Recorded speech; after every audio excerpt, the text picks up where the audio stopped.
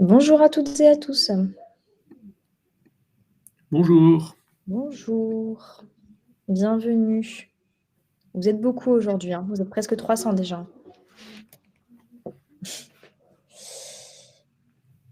Alors, pour votre information, la discussion se passe dans le chat. C'est tout à fait normal que vous ne puissiez ni activer votre micro, ni votre caméra. Il y a des personnes qui paniquent parfois, c'est tout à fait normal. Ne paniquez pas. C'est un format webinaire.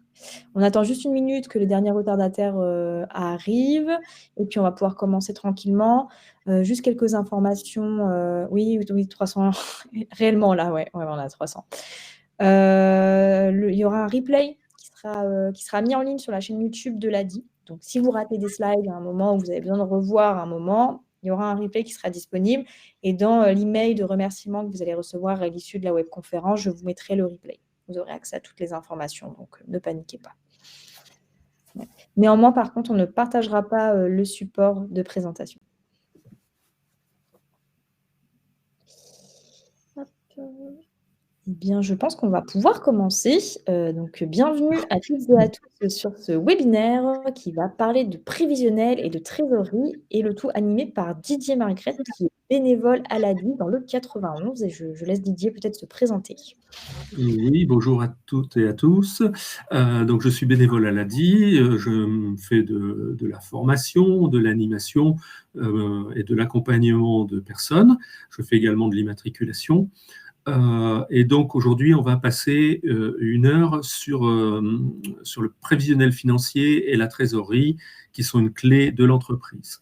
Alors, 1 heure pour tout ça, ça va être rapide.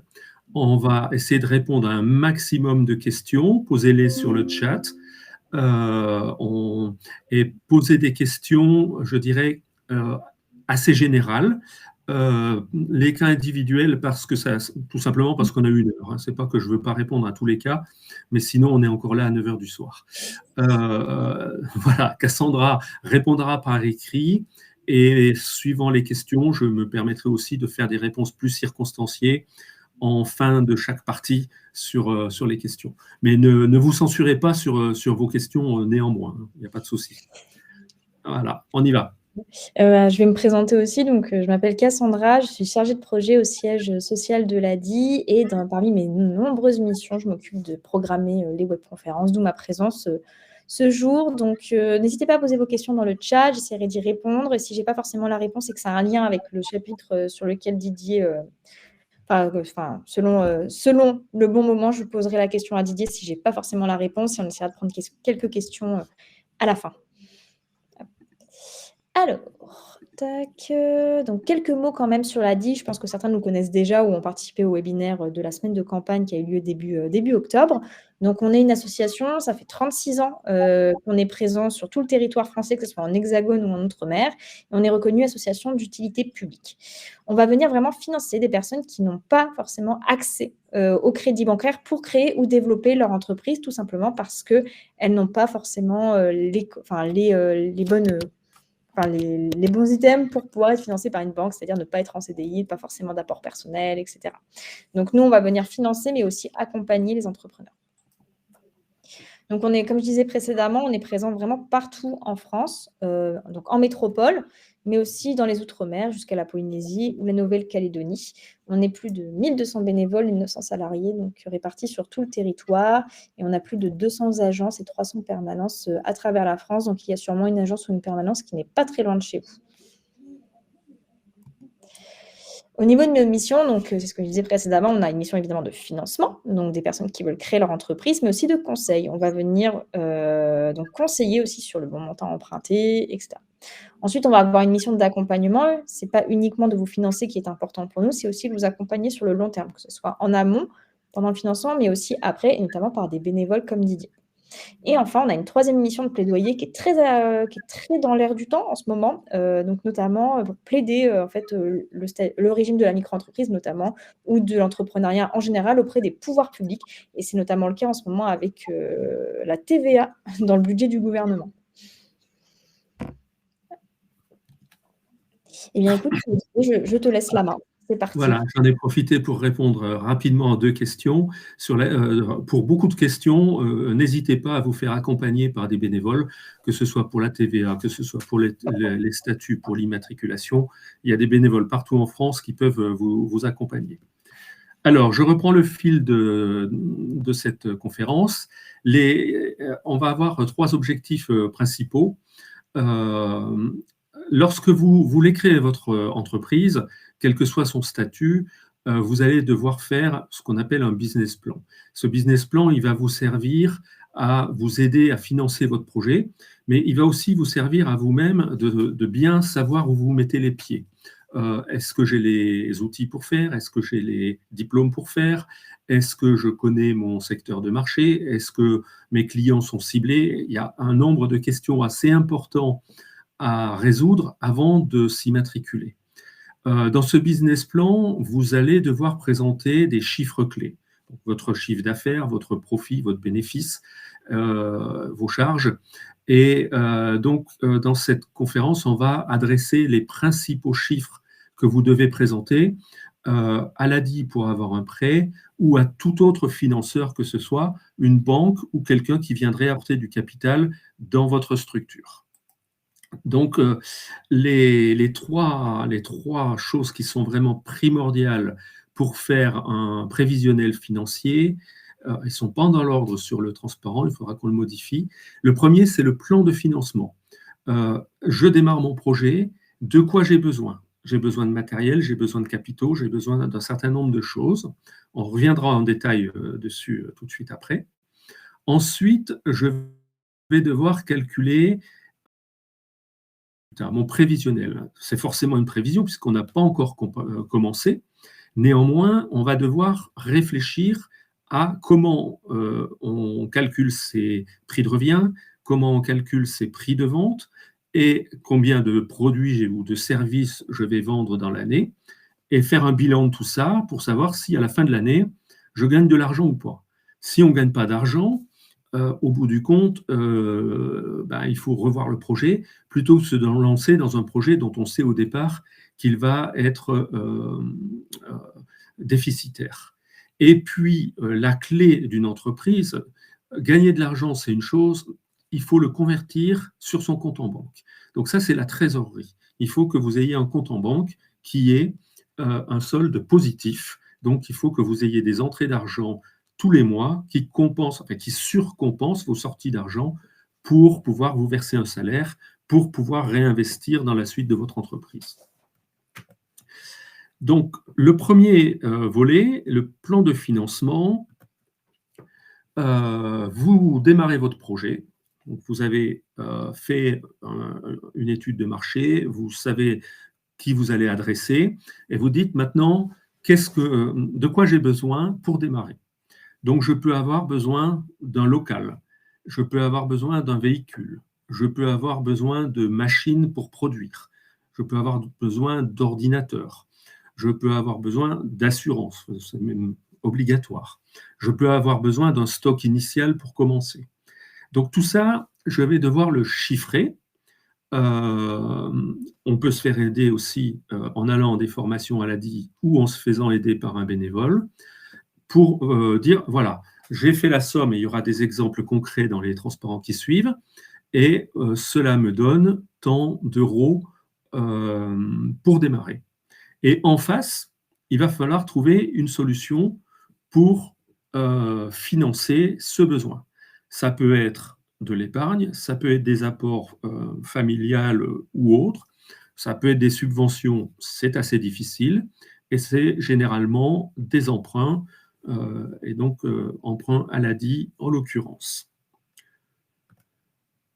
Il va falloir ajouter à ce besoin, j'en ai pas parlé dans le besoin ici, ce qu'on appelle la trésorerie de sécurité. Pourquoi? Lorsque vous allez démarrer l'activité, vous allez acheter des choses et vous allez les facturer, vous allez recevoir l'argent de vos factures en moyenne entre 1 mois et 3 mois après avoir dépensé votre propre argent. Si vous êtes artisan, vous achetez de la matière, vous la transformez, ça prend du temps, vous la vendez, ça prend du temps, vous la facturez, on vous paye, Donc tout ça, ça prend des semaines qui s'empilent les unes sur les autres. Et pendant ce temps-là, si vous avez un loyer, vous le payez. Si vous avez une assurance, vous la payez. Tous vos frais fixes, dont on parlera après, vous devez les payer.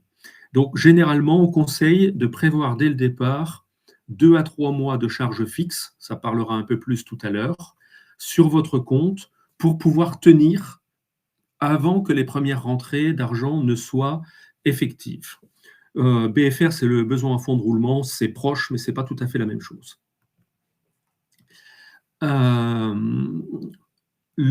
Ici, vous avez un exemple d'un projet où on voit que les sommes principales, c'est l'achat d'un véhicule pour 2 500 €, 2 000 € de trésorerie de sécurité, et puis après, bon, il y a des sommes où on a mis zéro, peu importe, des équipements, un ordinateur.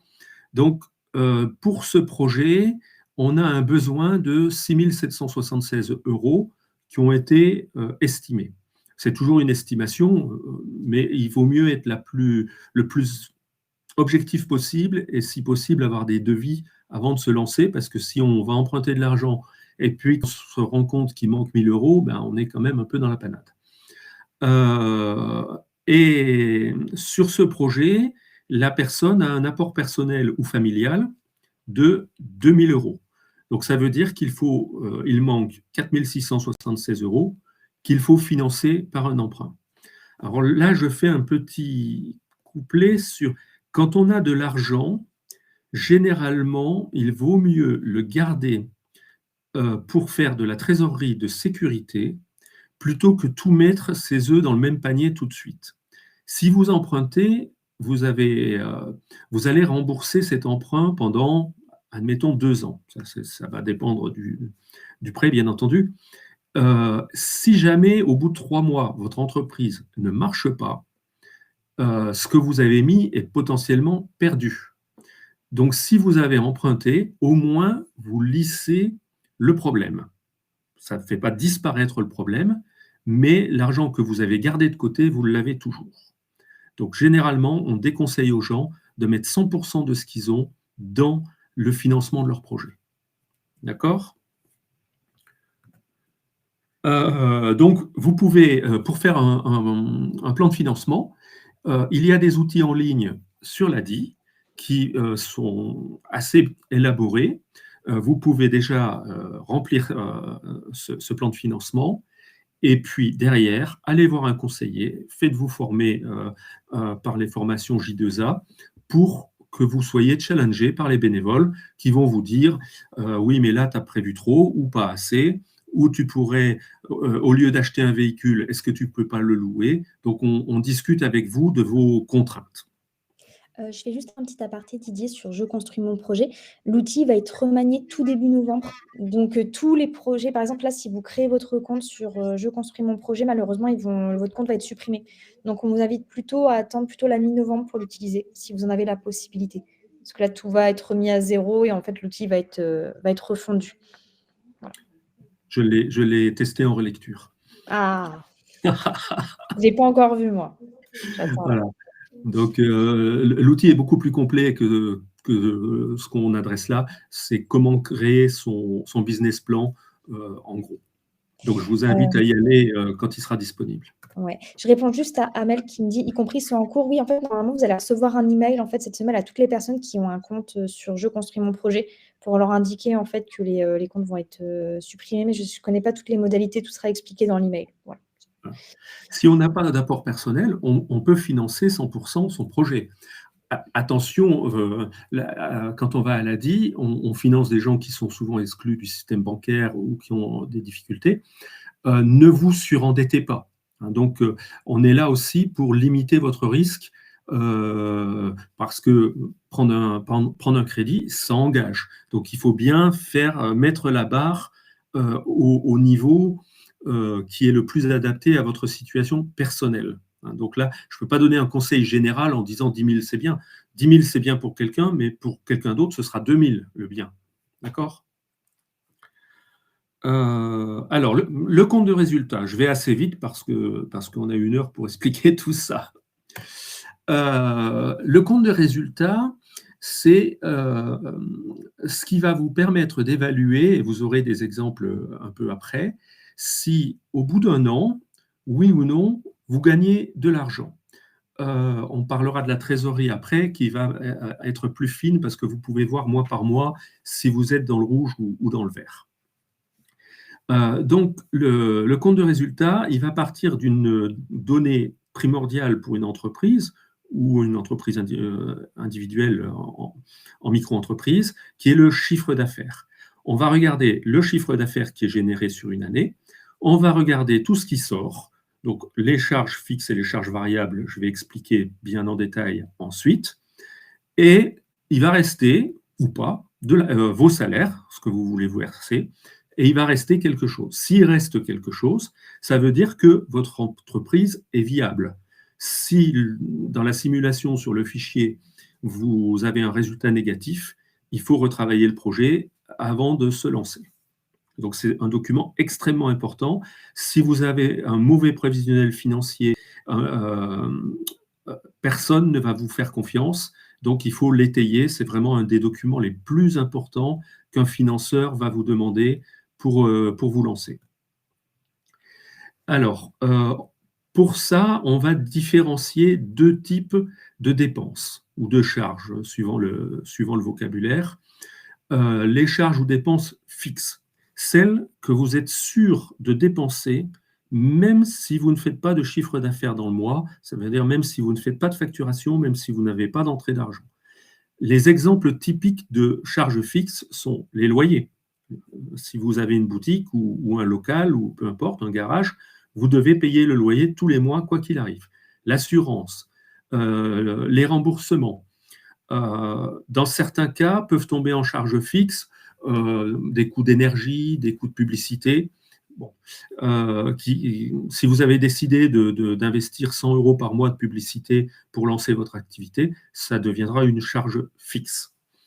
Après, il y a des dépenses et des charges qui vont être variables.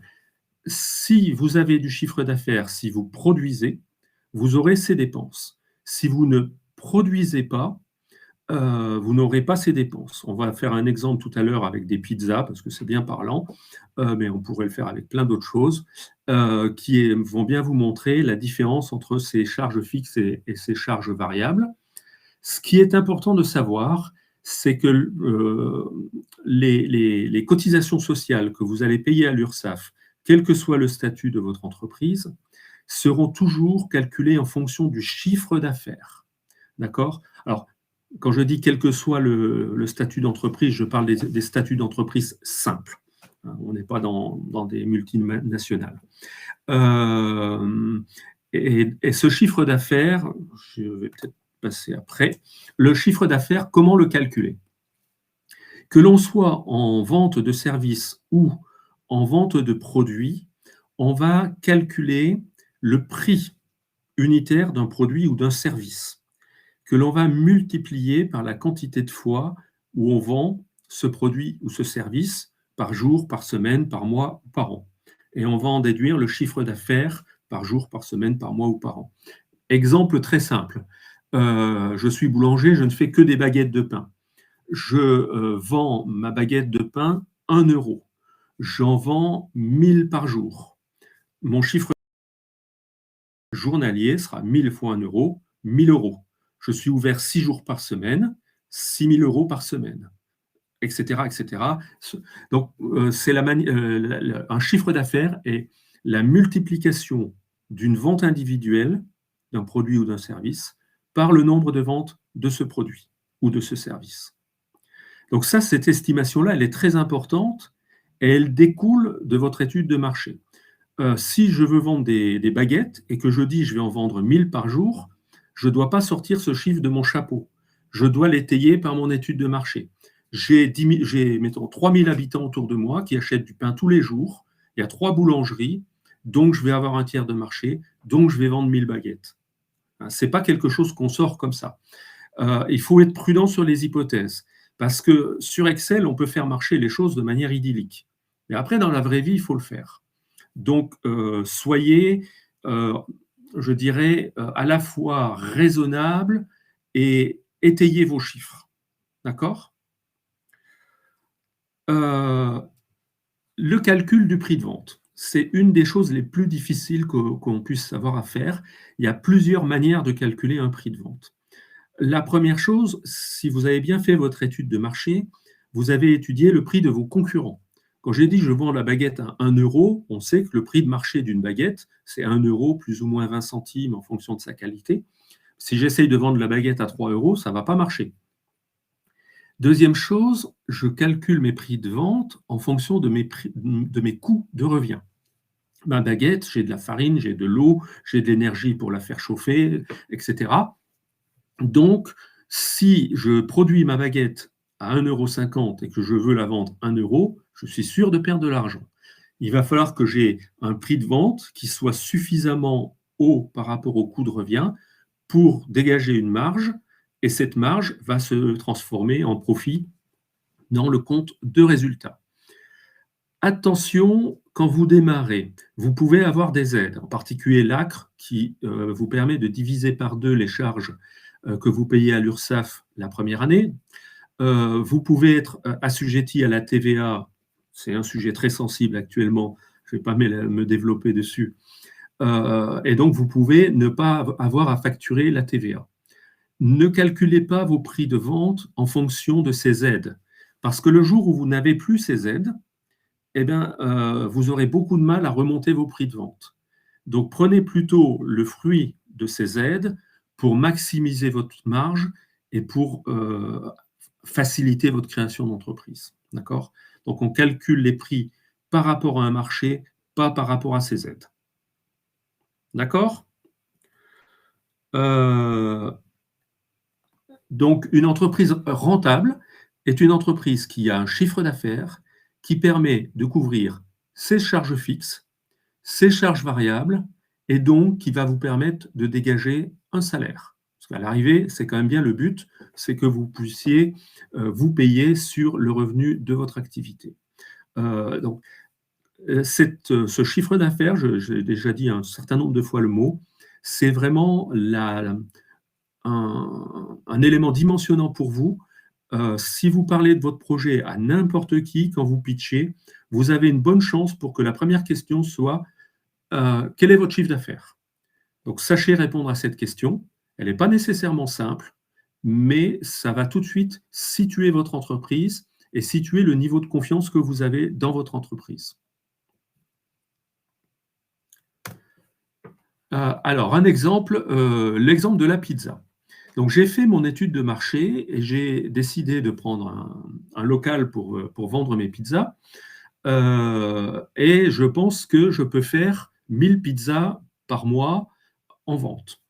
On prend des chiffres ronds pour que ce soit facile à calculer. Donc, pour calculer mon prix de revient, je vais devoir prendre en considération 2 choses. L'amortissement de mes charges fixes sur chaque pizza. Donc, j'ai ma pizzeria, j'ai un loyer de 1 000 € par mois. J'ai des frais généraux, électricité, eau, gaz, etc. J'ai du personnel et j'ai de la publicité pour 400 €.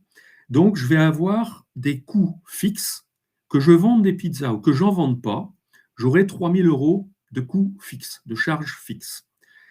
Comme j'ai décidé que j'en faisais 1000 pizzas par mois, je vais répartir mes coûts fixes sur chacune des pizzas.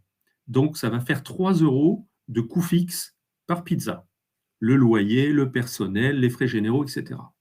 Et puis après, j'ai les charges variables qui vont, elles, dépendre du nombre réel de pizzas que je fais. Donc, on va compter la pâte, les ingrédients, les olives, le jambon, peu importe ce qu'on met dessus. Si je fais de la livraison à domicile, le carburant des motos, les charges du personnel des motos qui vont faire les trajets, etc. Donc, pour 1000 pizzas, quand j'aurai aligné tous ces coûts variables, cette fois, qui varient en fonction du nombre de pizzas, je vais trouver 4 550 € variables, toujours sur mes 1000 pizzas. J'ajoute les deux, et donc ma pizza va me revenir, sur la base de l'hypothèse que j'en fais 1000 par mois, à 7,55 €. Après, je vais décider d'un prix de vente. Je décide de la vendre 12 € ou 15 €, et là, je vais avoir mon bénéfice. Donc, vous voyez l'importance de la quantité. Si je me trompe sur mes 1 000 €, si je n'en fais que 500, mon prix de revient, il va passer à 2 fois plus sur les charges variables, c'est-à-dire à 9 €, plus 3 de fixe à 12 €. Si je me trompe sur les 1 000, que je suis optimiste du double, je me trompe d'un rapport de 7,50 à 12 €. Si par contre, j'en fais 2 000 au lieu de 1 000, alors mes charges variables, mes charges fixes seront suramorties et mon coût de revient de la pizza va baisser aux alentours de 6 €. Vous voyez l'importance de la quantité quand on fait son prévisionnel. Il ne faut pas dire sur Excel, finalement j'avais dit que je ferais 50 produits, je vais mettre 60 parce que ça devient positif. Attention, ça c'est très dangereux. D'accord? J'essaye de vous faire passer quelque chose qui n'est pas forcément simple en peu de minutes. Donc, une fois qu'on a fait ça, on va arriver à un compte de résultat. Donc, sur l'exemple qui est donné là, c'est une entreprise qui fait des marchandises, c'était de la pâtisserie. La prévision a été faite sur 3 ans. C'est important de la faire sur 3 ans parce que une entreprise doit se développer et donc elle doit amortir de mieux en mieux ses charges fixes au fil du temps. Si vous faites du service, le principe est le même, hein, vous changez juste la ligne où vous mettez vos services. Les charges variables de cette entreprise étaient de 32 000 la première année, et vous voyez que les charges variables montent, ce qui est normal parce que elle fait l'hypothèse qu'elle va vendre de plus en plus de pâtisseries la deuxième année, puis la troisième année. Donc, ça fait monter ses charges variables. Les charges fixes, elles, on les voit en bas, total des charges fixes. On voit que c'est beaucoup plus stable, même elles descendent un petit peu. Ça, c'est plutôt un bon modèle. Et on regarde les coûts importants dans les charges fixes. En réalité, c'est principalement de l'énergie sur cette entreprise. Ce qui est normal pour un boulanger ou un pâtissier, c'est les fours qui vont consommer la plus grosse partie. Et donc, si on a des soucis, on peut analyser ligne par ligne pour comprendre. Cette personne a décidé de se verser un salaire de 22 000 annuel la première année, puis 30 000 la deuxième, puis 36 000 la troisième. Et les cotisations sociales, alors on a des outils qui calculent ça d'office, elle a dit, ce n'est pas vous qui faites le calcul, ce serait souvent un peu trop compliqué. Le calcul est fait automatiquement par les outils. Et cette entreprise dégage un résultat avant impôt de 12 000 la première année. Ça baisse ensuite. Alors, pourquoi parce qu'elle ne se paye pas cher. Elle se paye 22 000 et donc elle dégage du résultat qu'elle peut se permettre de réinvestir pour progresser. Donc, si vous avez en bas un chiffre positif, vous pouvez décider de vous verser du salaire ou vous pouvez décider de le réinvestir pour faire grossir votre entreprise. C'est un document important que tout banquier va vous demander pour savoir où vous mettez les pieds. C'est bon? Oui, on a des outils pour créer le compte de résultat. Et si vous allez en formation, la formation J2A qui est faite, cet exercice-là est fait pendant la formation. Juste une question de Cindy. Est-ce que les charges d'exploitation, c'est les fixes plus les variables confondues? Bonne question. Tu as voulu me piéger là. A priori, oui. A priori. C'est pas moi. Oui, voilà. Donc, après, la différenciation entre les fixes et les variables, suivant les métiers, elle n'est pas toujours. On peut avoir parfois des débats. Pour ceux qui veulent créer des entreprises qui font du service, et en particulier si vous travaillez à domicile, c'est un bon modèle parce que vous avez un minimum de charges fixes. Donc ça, alors que si vous voulez faire un atelier, une boulangerie, etc., vous avez tout de suite des charges fixes très élevées. Si on a l'ARE, bon, là c'est un peu trop compliqué votre question. Si vous êtes bénéficiaire de l'ARE, vous pouvez demander l'exonération partielle, 50% des charges pendant la première année. Mais il faut il faut être titulaire de l'ARE ou avoir d'autres critères, habiter dans un QPV, etc. Ou avoir moins de 30 ans. Enfin, il y a un certain nombre de critères qui peuvent vous aider à avoir ces aides. C'est bon? Formation J2A, c'est une formation qui est délivrée par l'ADI dans toute la France, qui dure 3 jours, qui est faite par des bénévoles comme moi, où on vous explique ce genre de choses, mais de manière, pas en 1 heure, quoi, bon, un peu plus longtemps. Ok, je continue. Oh, c'est bon, là, en 1 demi-heure, j'en ai déjà fait pas mal. Je pourrais répondre peut-être à un certain nombre de questions.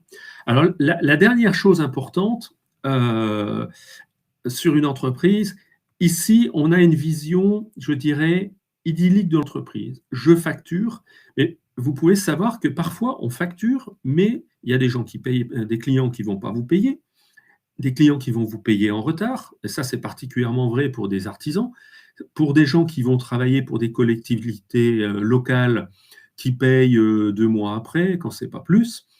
Et donc, vous allez avoir ce qu'on appelle des trous de trésorerie. Donc, vous devez faire en sorte, première règle d'or, quel que soit le statut de votre entreprise, même si vous êtes en ce qu'on appelle en entreprise individuelle, même si vous faites un petit chiffre d'affaires qui, sur le papier, ne vous obligerait pas à avoir un compte bancaire séparé, faites-le dès le lancement de votre entreprise. Si vous ne le faites pas, vous allez mélanger vos comptes personnels avec vos comptes entreprises. Et au bout de quelques mois, vous ne saurez plus faire la distinction de vos charges. Par exemple, le carburant. Je vais faire mes courses, je vais en vacances, c'est du carburant personnel. Je vais livrer des produits quelque part, je vais faire de la prospection, c'est du carburant professionnel. Essayez au maximum d'isoler vos dépenses. Ce n'est pas toujours simple dans le cas du plein, parce que la voiture, vous allez l'utiliser un jour perso, un jour pro. Si vous êtes en société, c'est obligatoire. Si vous avez des frais qui sont uniquement relatifs à votre entreprise, j'achète pour renouveler mon stock, je fais de la publicité, je paye mon assurance, je paye le loyer de mon local, etc., etc., il faut absolument que ce soit isolé sur un compte professionnel ou au moins un compte séparé. Ça va vous permettre, d'avoir une vision des flux de trésorerie dans votre entreprise. Vous allez voir, de la même manière, ce que vous allez facturer doit aller sur votre compte professionnel et non pas sur un compte personnel. Une fois que ce compte professionnel vit, il doit être excédentaire pour que votre entreprise soit viable. Et pour vous verser un salaire, vous transférez de l'argent de votre compte professionnel vers le compte personnel. Ça, c'est vital. Si on mélange les comptes, c'est le meilleur moyen de courir à la faillite. C'est une règle d'or. Mettez un mur entre votre vie personnelle et votre vie professionnelle. Quand on fait une société, on crée ce qu'on appelle une personne morale, qui est la personne qui représente l'entreprise. Donc là, on n'a pas le choix, c'est obligatoire. Quand on est en entreprise individuelle, ce n'est pas complètement obligatoire, mais on vous le déconseille très, très, très, très fortement. D'accord? Donc, ça vous donne une idée, votre relevé de compte vous donne directement une idée de la viabilité de votre entreprise. J'ai de l'argent sur mon compte, je peux acheter du stock, je peux payer le loyer de ma boutique, je peux rembourser mes prêts, etc. Et s'il m'en reste encore, une fois que j'ai payé toutes ces charges-là, je peux me payer un salaire. Je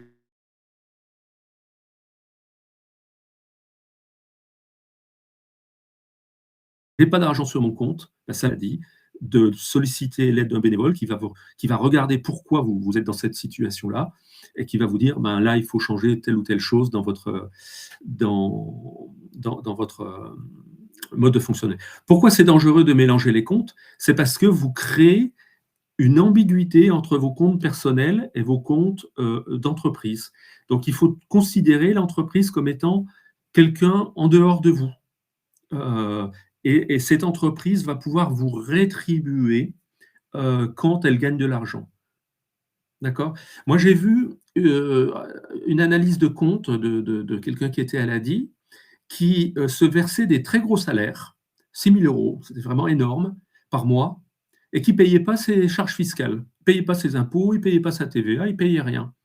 Et puis au bout d'un an, il est venu nous voir en disant j'ai besoin d'argent pour payer mes dettes fiscales. Alors on lui a dit non, c'est pas possible parce que tu as géré ton truc à l'envers. Tu t'es versé du salaire, tu as dépensé l'argent, puis maintenant tu ne peux plus payer l'État. Donc voilà le genre de danger auquel on peut s'exposer si on n'est pas clair. D'accord? Alors si c'est gelé, c'est qu'on a un problème, effectivement. Les clients qui ne vous payent pas peuvent planter votre entreprise. Tout à fait. Donc ça, c'est important pour votre trésorerie de demander des acomptes, de demander, si vous êtes artisan par exemple, des termes intermédiaires de paiement, de demander des conditions de paiement où vous êtes payé 100% à la livraison, etc., etc. Je ne vous dirai pas ce qu'il faisait pour ces 6 000 €. Donc ça, le pilotage par la trésorerie est un des meilleurs pilotages que vous puissiez avoir. J'ai de l'argent sur mon compte en banque, tout va bien. J'en ai plus, warning, warning, warning. D'accord? Donc là, ça répond à des questions qui étaient posées tout à l'heure. Anticiper éventuellement des retards de paiement. Les gens ne sont pas tous. Alors, quand on vend des petites choses, des baguettes de pain, forcément, on donne son euro tout de suite. Si on vend une cuisine, on est cuisiniste, eh ben, il faut s'assurer que nous, on va acheter beaucoup de choses pour produire. On va dépenser la main-d'œuvre, éventuellement celle d'un ouvrier en plus. Tout ça, on le paye. Et si le client il vient seulement payer après, un mois après, bah, le trou de trésorerie, c'est l'entreprise qui l'a absorbé. Donc, c'est pour ça qu'il faut demander des acomptes et des termes intermédiaires de paiement. Donc, ça veut dire qu'on suit sa trésorerie tous les jours, toutes les semaines, tous les mois. C'est pas tout d'un coup, mon compte est vide, je regarde ce qui se passe. Non, non, non. C'est la cause première des défaillances d'entreprise, c'est une défaillance de trésorerie. Quand on dit qu'une entreprise est en cessation de paiement, ça veut dire qu'elle ne peut plus payer, ça veut dire qu'elle n'a plus de trésorerie sur son compte en banque, en clair. Donc ça, vaut mieux faire un peu moins de chiffre d'affaires et avoir une trésorerie positive que le contraire. OK?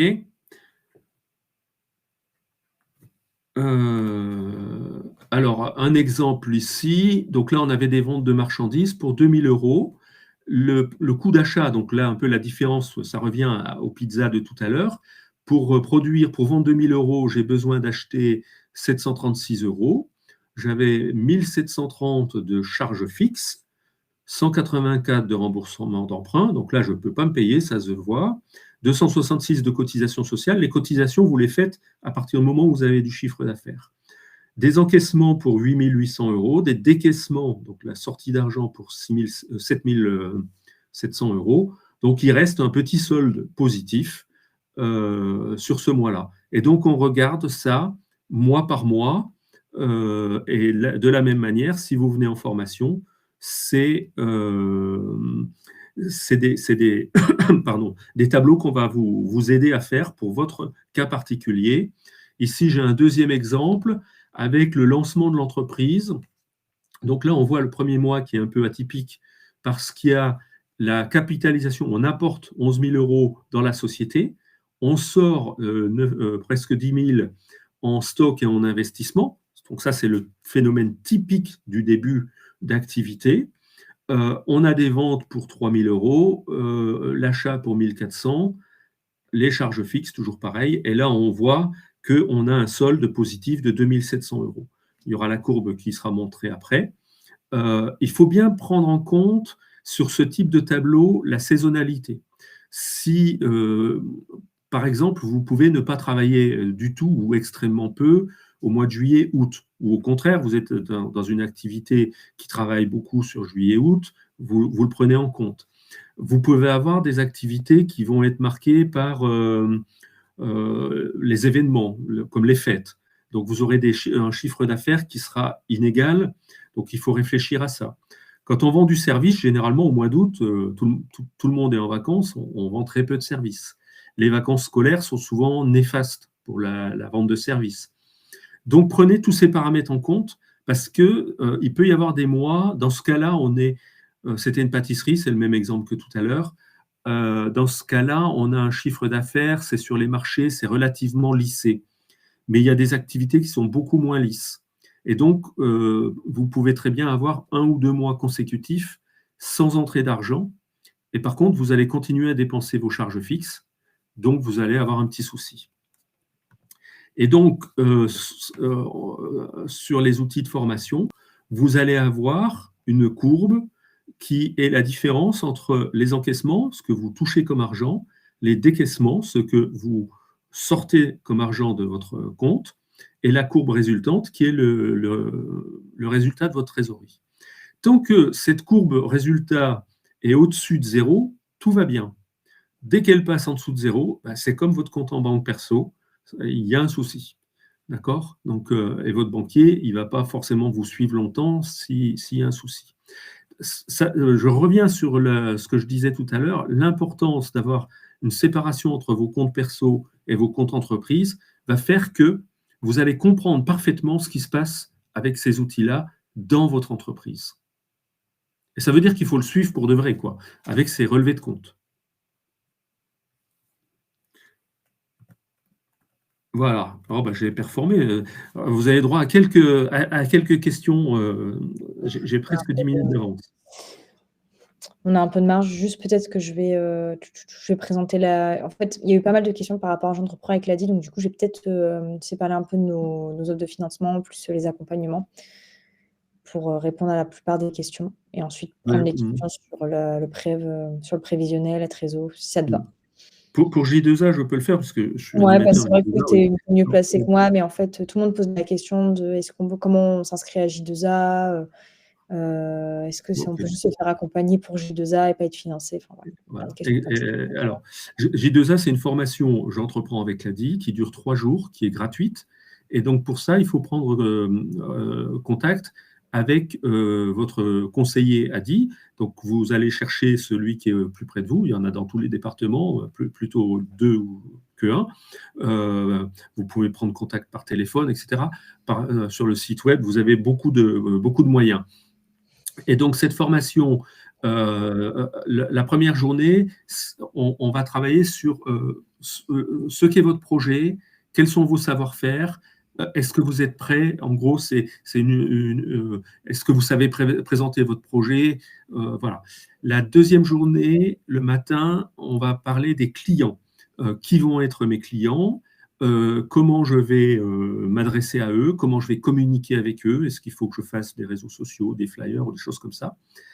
Et l'après-midi, on attaque ce qu'on vient de voir là, avec la réalisation d'un prévisionnel financier. Le lendemain, le troisième jour, on parle de l'administratif, les devis, les factures, les statuts juridiques d'entreprise, et on termine en coaching individuel on finalise avec vous le business plan, enfin le prévisionnel financier qu'on vient de voir. Donc, vous sortez de la formation au bout de 3 jours avec un prévisionnel qui a été lu par des bénévoles et challengé par des bénévoles. Et elle a lieu où? En fait, il y a des sessions un peu partout en France. Ça va vraiment dépendre de la région. Dans tous les départements, y compris en Outre-mer, il y en a à La Réunion, il y en a vraiment partout. Guadeloupe, Martinique, il y en a. Alors, le séquence, ça dépend. C'est votre conseiller qui, en moyenne, on en fait 6 à 8. 6 à 10 par an sur les 2 mois.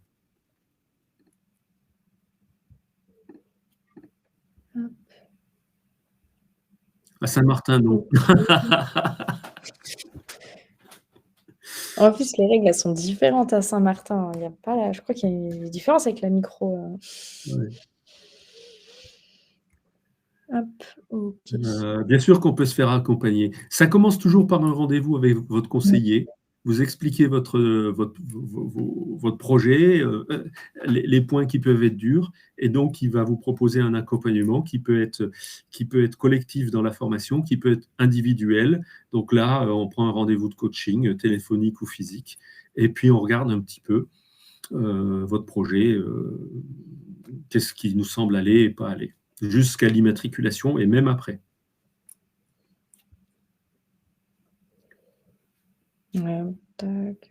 Oui, on accompagne les SASU. Oui.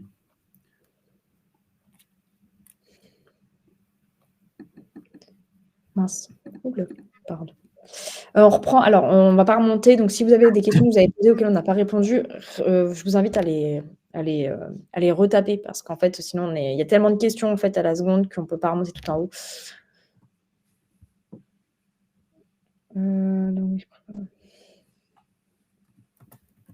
Vas-y, je réponds aux questions là. Ouais. Attends, je l'ai perdu la question. C'était sur les statuts juridiques. Comment les on peut statuts, oui, dans J2A, dans la troisième demi-journée, dans la troisième journée, on parle des statuts juridiques. Ouais, et même il y a des webconférences sur notre chaîne YouTube où en fait on réalise cette webconférence avec Swappen, qui est un de nos partenaires Bon Plan, et sur le meilleur statut à choisir selon votre situation. C'est gratuit, c'est gratuit. Il y en a plusieurs qui demandent.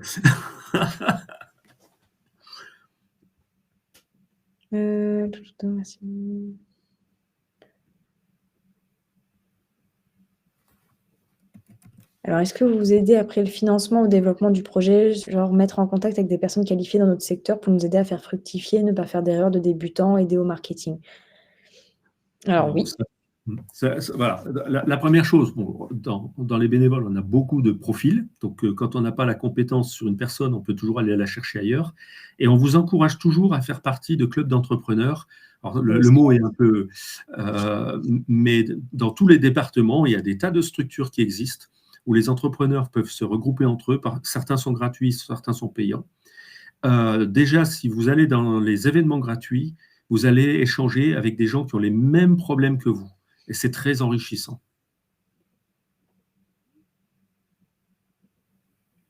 Tu m'entends?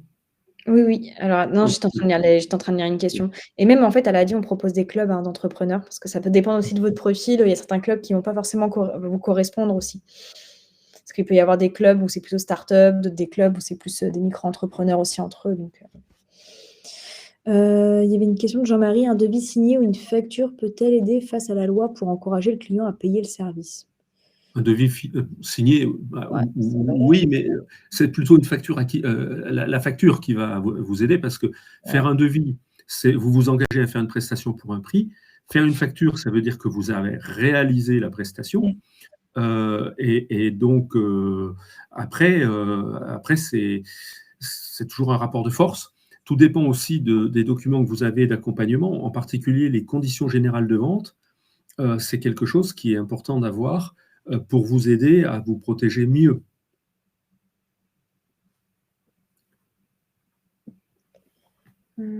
Alors oui, il y aura bien un replay qui sera disponible sur la chaîne YouTube de l'ADI, comme j'avais précisé. Vous allez recevoir un email à l'issue de la webconférence. Donc si vous avez raté des slides, etc., vous pourrez le retrouver sur le replay. En marketing, on fait des formations, mais là, ça dépend des départements. Sur la région parisienne, il y a des formations commerciales et marketing digital. Sur les départements que je gère, 94, 91, 78, on fait ces formations. Alors, question de Amélie. Quid des charges électricité, Internet quand on travaille depuis chez soi? Dans quel budget les range-t-on?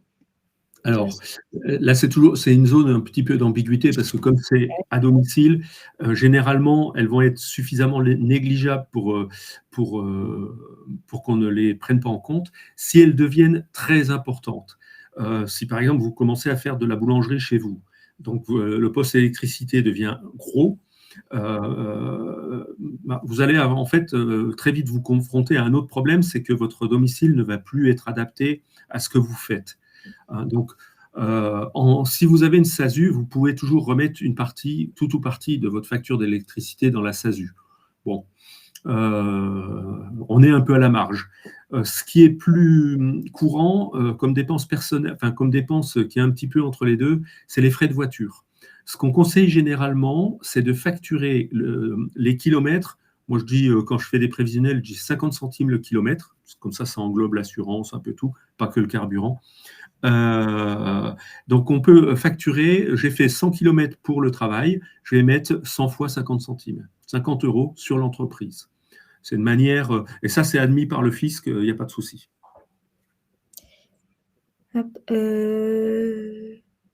Ah oui, mince, il y avait une question justement qui était vraiment bien. C'est comment intégrer les délais de paiement client, particulier vs professionnel, pour ne pas surestimer sa trésorerie, en fait, pour anticiper. Okay. Alors, effectivement, là, ça dépend beaucoup du type. Si vous vendez sur le marché, vous êtes payé tout de suite, que ce soit en carte bancaire ou en cash ou peu importe. Si vous travaillez en B2B, en business to business, c'est-à-dire avec des entreprises ou des administrations, c'est des gens qui vont avoir tendance à vous payer avec un délai de paiement. Donc ça rejoint la notion que je donnais au tout départ de trésorerie de sécurité. Il faut que votre trésorerie de sécurité soit dimensionnée pour prendre en compte vos charges fixes et éventuellement le décalage de paiement entre votre sortie de dépenses variables et l'entrée d'argent de vos clients.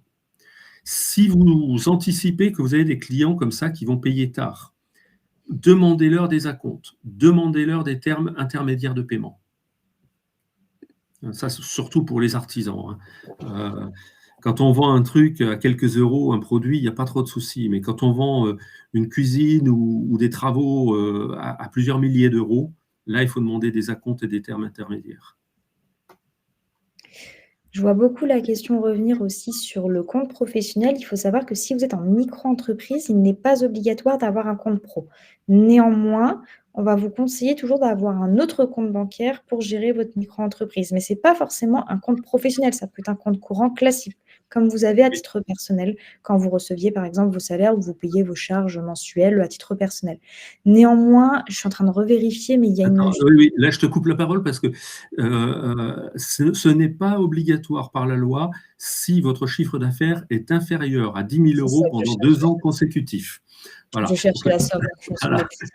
10 000 € pendant 2 ans consécutifs. Mais si vous faites une entreprise qui fait moins de 10 000 €, vous n'allez pas vivre grassement. Donc, ce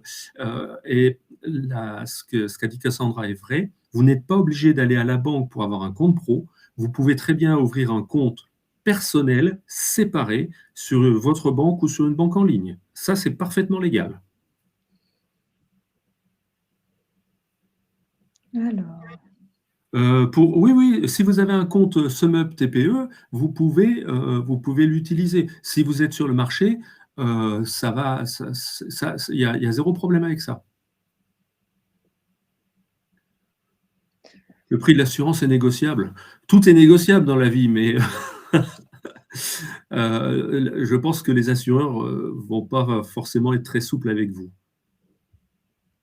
Il ne faut pas hésiter en fait à aller voir différents assureurs pour avoir un devis très Alors, le similaire. chiffre d'affaires max pour une auto-entreprise, je préférerais parler d'entreprise individuelle. En gros, si vous faites du service, c'est de l'ordre de 75 000 €. Si vous faites de la marchandise, c'est de l'ordre de 170 000 €. C'est des seuils que je donne à titre indicatif parce que il y a beaucoup de seuils. Il y a le seuil de TVA, il y a le seuil fiscal, etc.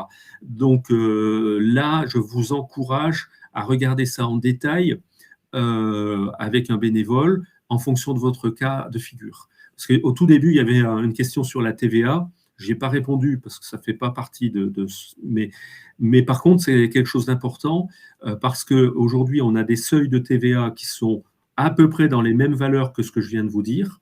Et l'an dernier, le gouvernement avait essayé de l'abaisser à 25 000 €. Ça avait été retoqué à l'Assemblée nationale et c'est revenu dans le nouveau projet de budget.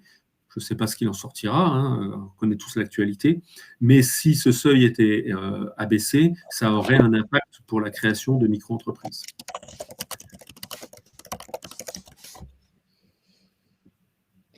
La date d'immatriculation n'est pas très importante. Il faut vous immatriculer quand vous êtes prêt. C'est ça le plus important. Ne vous immatriculez pas trop vite, ça ne sert à rien. Ni trop tard, ça s'appelle du travail au noir. Donc immatriculez-vous à la date, mais que ce soit janvier ou juillet, c'est pas impactant pour quoi que ce soit. Pour les assurances, sachez que ADI, ça fait partie des bons plans. L'ADI a un partenariat avec AXA et propose des assurances pour beaucoup de domaines. Je ne dis pas 100% des domaines parce que si c'est un peu particulier, il faudra aller voir un assureur. Mais avec l'ADI, vous avez une grande partie des métiers qu'on adresse traditionnellement. Et ensuite, pour tout ce qui est BTP, on a aussi un bon plan avec Entrepreneurs de la Cité pour la décennale, parce qu'on a souvent la question qui est posée. Je sais qu'on a pas mal d'entrepreneurs dans le BTP. Voilà. Pareil, hein, donc comme j'ai dit, séparez vos comptes, ayez un compte particulier. Je vais vous dire aussi, assurez-vous. Ne pas assurer son entreprise, le jour où il y a un pépin, vous en remettez pas toute votre vie. Hein, c'est quelque chose de très grave. Je réponds aussi par rapport à la mutuelle par Adrien. On propose aussi un bon plan mutuel avec notre partenaire Via Santé, c'est AG2R, la mondiale, si vous connaissez. Donc avec des prix très intéressants, avec des garanties assez hautes pour les entrepreneurs. Alors, les histoires de trimestre, oui, pas vraiment, parce qu'en fait, quand vous vous immatriculez, vous pouvez choisir de payer vos charges par mois ou par trimestre, et ça n'aura pas d'impact avec la date de début. Si vous vous immatriculez, par exemple, au mois d'août, et que vous choisissez de payer par trimestre, le premier trimestre, il aura que 2 mois, puis c'est tout. Ça ne va pas plus loin. Hein. Les assurances, prenez au minimum une responsabilité civile RCP professionnelle. Et après, ça dépend de votre métier. Voilà, RC Pro. Si vous avez un local, il faut l'assurer. Ça dépend beaucoup de ce que vous faites, en fait. Hein. Et le minimum, c'est la RC Pro, responsabilité civile professionnelle. Ah oui, pour un local, d'accord, oui. Oui, pour un local, il faut une assurance du local. Ah, oui, si vous travaillez à domicile, en particulier si vous faites si vous faites du service, bon, c'est pas très, très impactant, mais si vous faites de la cuisine, si vous faites de la couture, etc., attention, accord du bailleur et prévenir son assurance, parce que si vous avez un sinistre à votre domicile et que l'assureur arrive à prouver que c'est votre activité professionnelle qui est à l'origine du sinistre, il va dire que vous n'êtes pas assuré. Donc faites attention à ça. Les banques en ligne, pourquoi pas, oui, il n'y a aucun problème. Oh là là, ça va trop vite. Ouais, j'ai vu pour architecture d'intérieur. Honnêtement, là, c'est très spécifique. Ça va vraiment dépendre de. Alors, sur les sociétés, pour la décennale, je ne sais pas du tout. Sur les sociétés, si on touche des dividendes, vous allez payer la flat tax, donc qui est à 30%. Donc, effectivement, quand on a une société, il y a des outils fiscaux qui vont pouvoir vous aider à optimiser la fiscalité en choisissant de payer des dividendes, etc. Si vous prenez des dividendes, OK, vous ne payez pas d'URSSAF, vous payez quand même la flat tax. Attention, dans ce cas-là, vous ne cotisez pas pour les cotisations sociales. Il y a toujours, chaque médaille a un revers. Hein.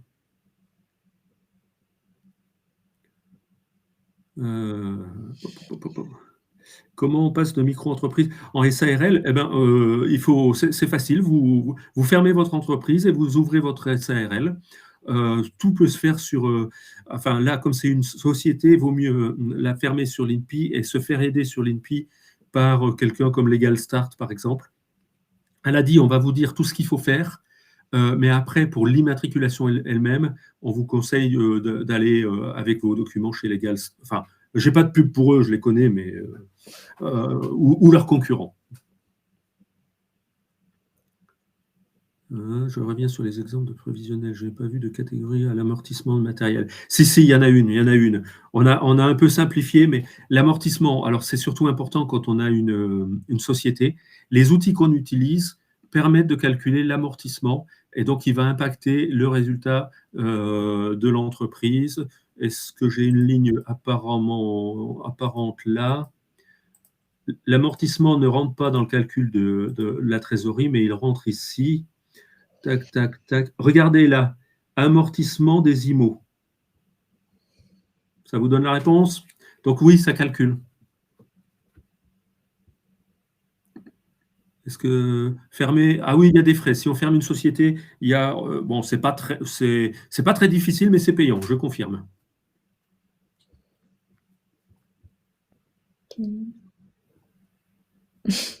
Combien? Bah, c'est très précis. Oui, on peut être en invalidité et créer son entreprise, et on peut même avoir des subventions dans ce cas-là. J'ai oublié le nom de la subvention, mais il y a une subvention qui existe pour la création d'entreprise. Donc, pour le financement des... si vous avez besoin de 6 000 euros pour financer votre entreprise au départ, parce que le premier chapitre que j'ai développé, je crois que vous pouvez avoir une subvention à hauteur de 50% de cette somme-là. Il y a une question sur l'EIRL, et en fait, la question, elle se pose plus. L'EIRL, ça n'existe plus depuis 2022. Ça n'existe plus. Donc, l'EI remplace, on va dire, l'EIRL ancienne. Là, voilà, là, j'ai FIP. Merci à celui qui a répondu pour moi. C'est ça pour les handicapés. Quelle est la différence entre le BFR et... Je n'ai pas vu quoi, la trésorerie de sécurité? Quelle est la différence entre les charges fixes et le BFR? Ah, là, c'est énorme. Les charges fixes, c'est ce que vous allez payer quoi qu'il arrive. Le BFR, c'est votre besoin en fonds de roulement. Allez, si je le fais très simple, c'est votre trésorerie de sécurité. Ouais, je le fais vraiment très simple. Un comptable, il m'assassinerait là. Le BFR, c'est ce que vous avez besoin comme argent pour que votre entreprise continue à tourner. C'est-à-dire que vous pouvez acheter du stock et vendre, etc., et payer vos salaires. C'est une notion comptable un peu plus complexe que ce que je dis. L'un ou l'autre, l'EI, c'est un format d'entreprise. La micro-entreprise, c'est un statut fiscal. Ça va tellement vite. Wow. En fait, à chaque fois que je lis, ça va vite. Oui, prenez rendez-vous avec vos conseillers et puis faites-vous orienter avec des bénévoles. On est là pour ça, hein, donc pour vous aider à réaliser vos projets et aussi à minimiser les risques. Ouais. Pas de panique, c'est ce que je disais en début de webconférence, vous allez recevoir un email. Donc là, je vais l'écrire juste après. Vous aurez tous les liens justement pour pouvoir prendre rendez-vous avec nous, être en contact avec l'agence la plus proche de chez vous. Ouais, je mets rien dans le chat, sinon ça va encore se noyer. Donc vous aurez tout dans le. Les seuils les références sur les seuils, le site le plus fiable, c'est l'URSSAF. Mais il faut avoir son permis de conduire quand même pour aller dedans. Hein.